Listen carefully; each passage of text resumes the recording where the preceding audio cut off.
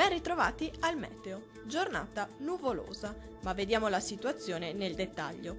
Sul Veneto al mattino cielo irregolarmente nuvoloso ovunque. Nel pomeriggio probabilità di precipitazioni alta con un cielo nuvoloso.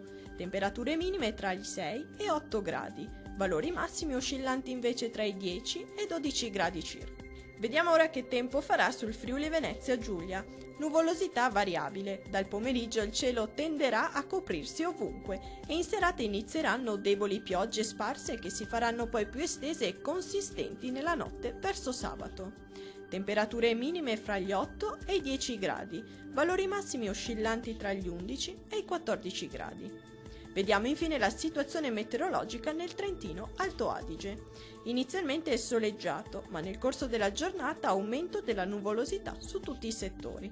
Nella notte con sabato inizierà a piovere. Temperature minime tra i 6 e i 7 gradi, valori massimi oscillanti tra i 10 e 11 gradi circa. Dal metodo di Antena 3 per ora è tutto, arrivederci al prossimo aggiornamento.